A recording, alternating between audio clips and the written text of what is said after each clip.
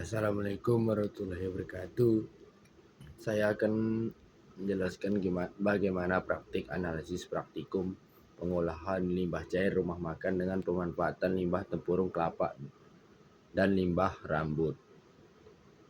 Yang pertama ada konsep dan latar belakang.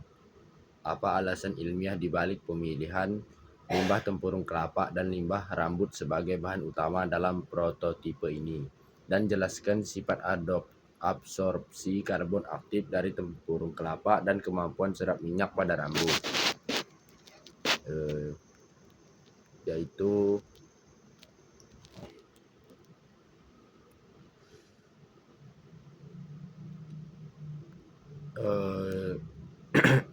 dia melakukan yaitu alasan pemilihan tempurung tersebut alasan pemilihan filtrasi dan tempurung kelapa pada rambut itu karena tempurung kelapa setelah diaktifasi menjadi karbon aktif memiliki struktur pori-pori yang luas dan luas permukaan spesifik.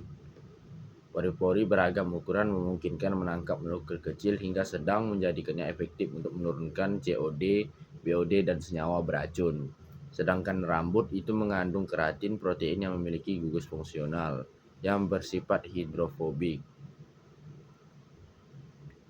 yang membuat rambut memiliki kemampuan serap minyak dan lemak yang tinggi hingga 4-6 kali beratnya sendiri, melalui mekanisme penerapan dan ikatan permukaan tanpa memerlukan aktivasi yang kompleks.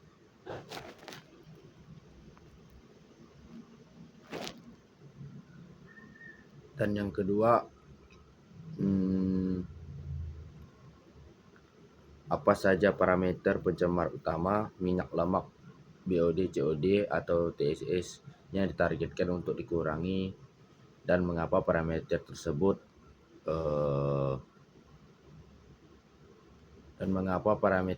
berbahaya bagi lingkungan. Dikarenakan parameter yang ditargetkan adalah minyak lemak. Bahayanya bagi lingkungan itu seperti contohnya minyak atau lemak membentuk lapisan tipis di permukaan air yang mencegah penyerapan oksigen dari udara, menyebabkan kekurangan oksigen, atau bisa disebut hipoksia dan kematian organisme air. Sedangkan BOD mengukur jumlah oksigen yang dibutuhkan mikroba untuk mendekomposisi bahan organik. Nilai BOD tinggi menyebabkan penurunan oksigen terlarut, merusak ekosistem air. Sedangkan COD mengukur jumlah oksigen yang dibutuhkan untuk mendekomposisi semua bahan organik, termasuk yang tidak terdekomposisi mikroba. Sedangkan TSS atau Total Suspension Solids, partikel padat suspensi yang mengencerkan air, mengurangi cahaya masuk dan menghambat fotosintesis, dan juga dapat menutupi dasar perairan, merusak habitat organisme bawah air, dan menyumbat saluran drainase. Dan soalan yang ketiga, bagaimana konsep limbah mengolah limbah atau waste to treat waste yang diterjemahkan dalam proyek ini, dan jelaskan dari segi ekonomi sirkular dan pengurangan beban limbah secara keseluruhan. Konsep ini tuh diwujudkan dengan mengubah limbah tempurung kelapa yang biasanya dibuang atau dibakar dan limbah rambut dari salon rambut menjadi media pengolahan limbah cair. Dia tuh ada dua penjelasan, yaitu pertama ada ekonomi sirkular, menutup siklus hidup bahan dengan mengubah limbah menjadi produk bernilai atau media filter atau adsorben, mengurangi kebutuhan akan bahan baku baru dan biaya pembelian media konvensional. Dan dua, pengurangan beban limbah, mengurangi jumlah limbah padat atau tempurung kelapa dan rambut yang masuk ke TPS sekaligus mengolah limbah cair sehingga tidak mencemari lingkungan. Dua jenis limbah diatasi dalam satu sistem.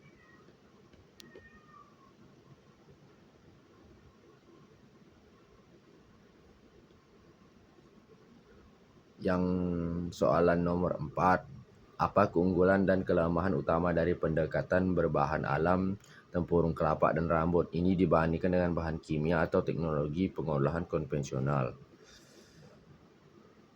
yaitu keunggulan dan kelemahan bahan kimia atau teknologi konvensional. Keunggulan itu harganya murah dan mudah diperoleh karena berasal dari limbah dan ramah lingkungan dan tidak menimbulkan limbah sekunder beracun.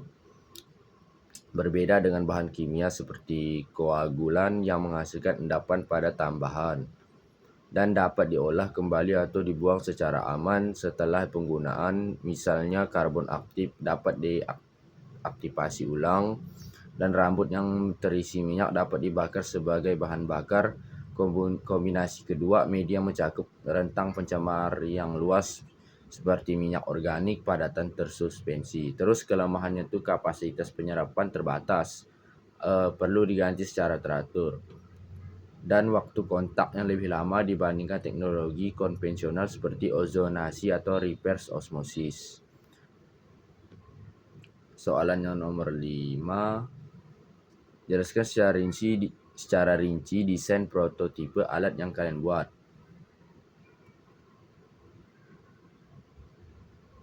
Desain itu prototipe yang dirancang kami sebagai kolom filter bertingkat dengan skema alir sebagai berikut, yaitu yang pertama tuh inletnya limbah cair masuk melalui saluran pipa ke tangki penampung awal untuk menstabilkan aliran. Dan yang kedua tuh limbah melewati lapisan prafilter berupa kain, rajut atau kerikil kasar untuk menangkap TSS besar, misalnya sisa-sisa makanan padat, mencegah penyumbatan lapisan berikutnya. Dan yang ketiga, tahap filter atau adsorpsi, itu rambut, limbah yang mengalir ke lapisan rambut yang dipadatkan, yang menyerap sebagian besar minyak dan lemak melalui interaksi hidrofobik. Dan yang keempat, tahap filter adsorpsi 2, tempurung kelapa aktif. Limbah melintasi lapisan karbon aktif tempurung kelapa yang mengadsorpsi bahan organik, menurunkan BOD atau COD, logam berat dan bau yang tersisa. Yang terakhir itu outlet, limbah yang telah diolah keluar dari bagian bawah kolom dan ditampung di tangki akhir untuk diuji atau dibuang ke saluran drainase yang sesuai. Soalan nomor 6, bagaimana proses preparasi atau aktivasi limbah tempurung kelapa sebelum digunakan sebagai media filter atau adsorben?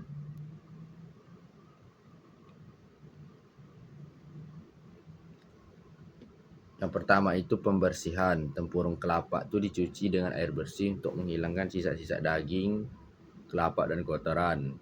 Tujuan itu mencegah kontaminasi media. Dan kedua itu dikeringkan di bawah sinar matahari atau oven selama beberapa jam hingga kering sempurna. Tujuan itu menghilangkan air dan memudahkan proses pembakaran. Terus yang ketiga itu pembakaran. Dia itu dibakar dalam suhu tinggi dalam kondisi tanpa udara selama 2 atau sampai 3 jam sampai menghasilkan karbon mentah. Tujuan itu membuat struktur pori-pori dasar dan menghilangkan senyawa organik non-karbon. Keempat itu dilakukan dengan larutan kimia atau uap air pada suhu sekitaran 700 derajat Celcius selama 1 sampai 2 jam. Tujuan itu memperluas dan memperdalam pori-pori, meningkatkan luas permukaan spesifik dan menambahkan gugus fungsional untuk meningkatkan kemampuan absorpsinya. Yang kelima itu pencucian dan pengeringan ulang dengan air bersih hingga pH-nya netral, kemudian dikeringkan kembali. Tujuan itu menghilangkan sisa zat aktivator yang beracun. Soalan yang nomor 7,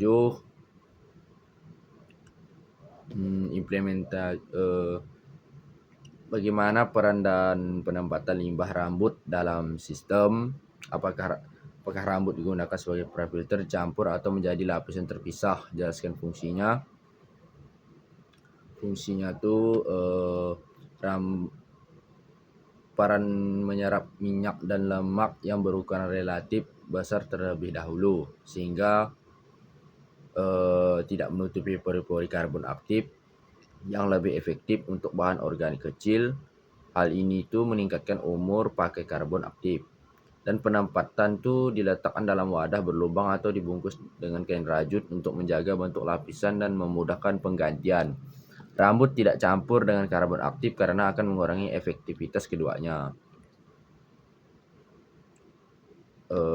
Soalan nomor 8. Apa pertimbangan utama dalam menentukan ketebalan lapisan filter, ukuran partikel tempurung kelapa, dan kepadatan ikatan rambut?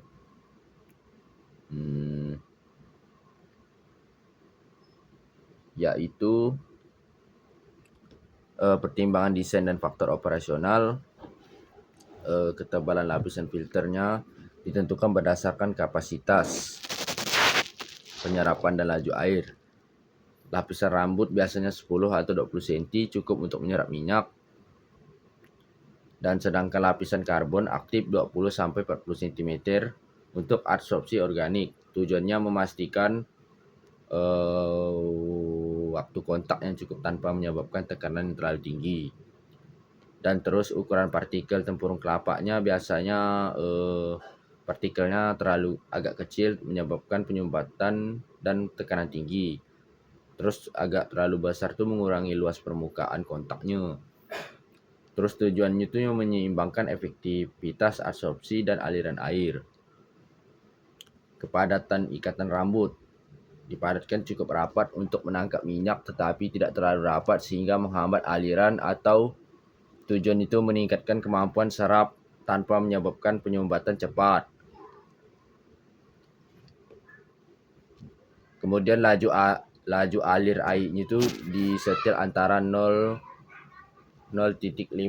atau 0,5 liter per menit agar tidak waktu kontaknya itu cukup sekitaran 10 menit atau 30 menit gitulah untuk absorpsi atau serapan.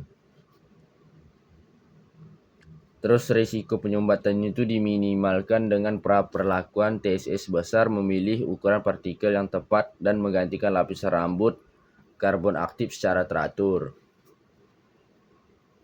Soalan nomor 9. Bagaimana metode pengambilan sampel limbah cair rumah makan yang kalian lakukan?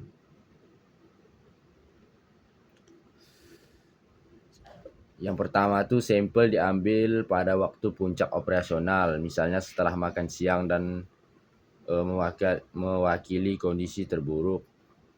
Dan kedua tuh diambil dari saluran buang utama tuh di rumah makan menggunakan botol plastik yang bersih dan tertutup rapat.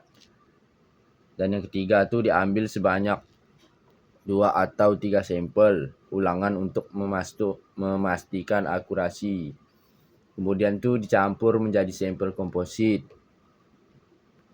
Parameter yang diukur sebelum dan sesudah pengolahan minyak atau lemak, BOD, COD, TSS, sama pH dan suhunya itu. Parameter ini tuh digunakan atau diukur menggunakan alat standar, misalnya spektrofotometer untuk COD atau BOD, metode ekstraksi untuk minyak atau lemak, alat ukur TSS. Soalan nomor 10.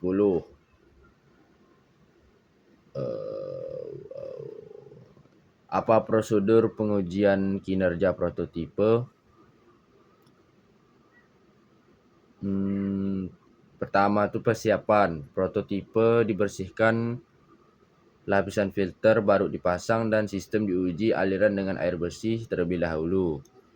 Terus waktu kontak ditetapkan antara 15 sampai 30 menit dengan mengatur laju alir. Misalnya 1 menit untuk volume kolom 15 sampai 30 liter. Yang ketiga tuh volume limbah yang diuji, mulai dengan volume yang kecil. Untuk uji awal kemudian diperbesar ke 100 sampai 200 liter untuk uji kinerja jangka pendek. Terus sistem pengalirannya dapat menggunakan sistem limbah dimasukkan sekaligus, diam selama waktu kontak, kemudian dikeluarkan, atau limbah masuk dan keluar secara terus-menerus. Untuk uji lapangan, sistem kontinu lebih disarankan karena lebih mewakili kondisi nyata. Sampel yang diambil, sampel pengukurannya sebelum dan sesudah pengolahan pada interval tertentu. Misalnya, setiap 10 menit untuk memantau perubahan parameter hasil yang dianalisis untuk menghitung persentase penurunan pencemar. Soal nomor 11. Nomor 11, kendala atau tantangan praktis apa saja yang dihadapi selama pembangunan instalasi atau pengujian prototipe di lokasi rumah makan? Kendalanya tuh ruang terbatas di lokasi rumah makan untuk memasang prototipe. Jadi solusinya tuh merancang prototipe yang kompak, berdiri vertikal, dan memanfaatkan sudut yang tidak terpakai. Terus kendala duanya tuh air limbah yang tidak konstan, lebih banyak saat jam sibuk, lebih sedikit saat sepi, menyebabkan ketidakseimbangan dalam pengolahan.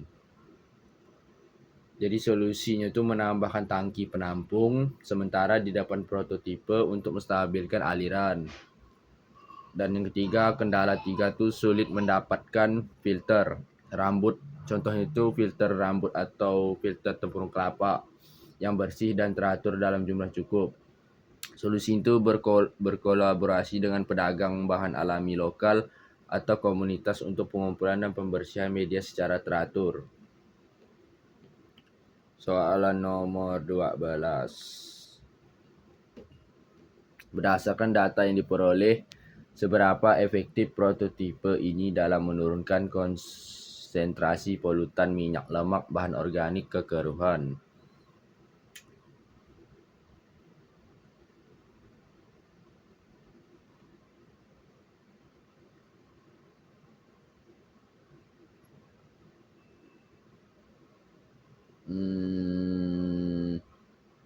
Prototipe efektif menurunkan konsentrasi semua polutan yang diamati dengan penurunan tertinggi pada minyak lemak.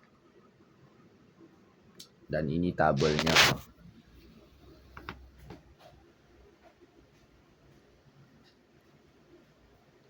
Minyak lemak 85, 12, 85,9, sedangkan bahan organik atau BOD-nya 220, 45, 79,5, terus kekeruhan NTU 110, 18 sama 83,6.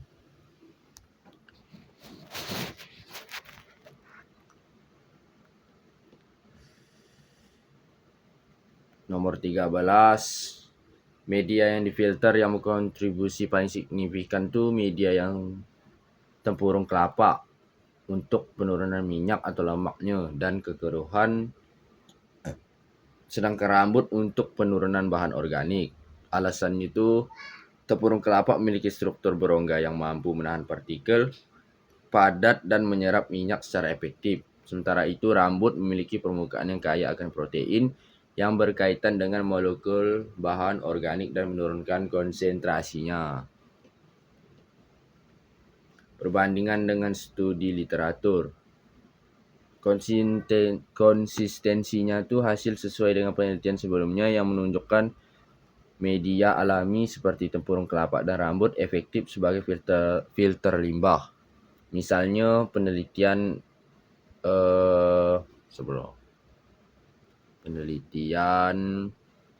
pada tahun 2023 melaporkan menurut minyak atau lemak hingga 80% menggunakan tempurung kelapa.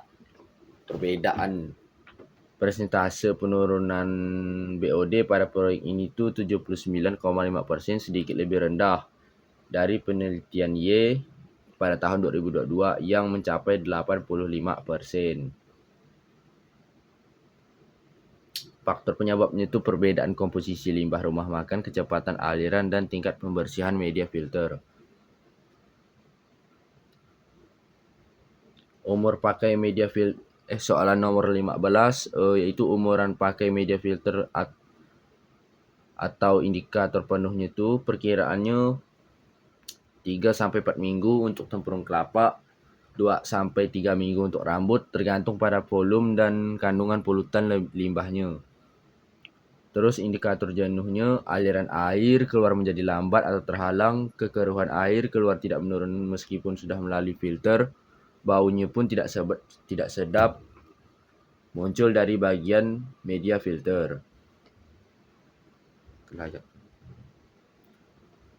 Soalan nomor 16 tuh analisis biaya atau kelayakan ekonominya tuh perbandingan biaya itu estimasi biaya pembuatan prototipe 500.000 sampai dengan 750.000 lebih murah dibandingkan sistem pengolahan sederhana komersial daripada sekitaran 1.500.000 sampai dengan 3 juta. Kelayakan ekonomi untuk UMKM sangat layak karena biaya perawatan dan penggantian media itu murah dapat diperoleh dari limbah lokal. Penggunaan sistem ini juga dapat mengurangi denda karena pelanggaran aturan limbah dan meningkatkan citra rumah makan di mata pelanggan. Soalan nomor 17, dampak lingkungannya itu lebih luas dikarenakan pengurangan limbah. Limbah rumah makan mengurangi pencemaran sungai atau lahan akibat pembuangan limbah mentah. Pemanfaatan limbah tempurung kelapa dan rambut mengurangi jumlah limbah padat yang masuk ke TPS, serta mengurangi kebutuhan akan media filter sintetis yang berbahaya bagi lingkungan. Soalan nomor 18, rekomendasi perbaikan pengembangannya itu mengkombinasikan dengan tanaman fitoremediasi seperti contohnya itu ejeng gondok atau teki di bagian akhir sistem untuk menurunkan polutan yang tersisa. Menambahkan sistem aerasi untuk meningkatkan penguraian bahan organik oleh mikroba. Terus yang ketiga, mengoptimasi desain agar dapat menangani kapasitas limbah yang lebih besar untuk rumah makan dengan skala sedikit lebih besar. Soalan nomor 19 itu panduan perawatan rutinnya. Panduan singkat untuk pemilik rumah makannya, periksa tangki penampung setiap hari untuk menghindari tumpahan dan membersihkan partikel besar yang terjebak. Terus yang kedua, periksa aliran air keluar setiap 2-3 hari. Jika lambat, bersihkan permukaan media filternya. Ketiga, ganti media filternya sesuai umur pakai tempurung kelapa setiap 3-4 minggu. Dan rambutnya itu setiap 2-3 minggu. Dan yang terakhir itu bersihkan seluruh sistem secara menyeluruh setiap 1 bulan untuk menghindari penumpukan kotoran. Dan yang terakhir soalan nomor 20 itu pelajaran terbesar sebagai mahasiswa Kesling atau kesehatan lingkungan. Pelajaran yang bisa saya ambil tuh pentingnya mengembangkan solusi yang sederhana, terjangkau, dan sesuai dengan konteks lokal. Proyek ini tuh menunjukkan bahwa media alami yang sering dianggap limbah dapat dimanfaatkan sebagai solusi efektif untuk masalah lingkungan. Selain itu tuh saya juga belajar pentingnya kerjasama dengan pihak terkait seperti pemilik rumah makan atau komunitas lain-lainnya tuh untuk memastikan keberhasilan implementasi proyek di lapangan. Sekian dari saya, Yopi Ananda. Terima kasih.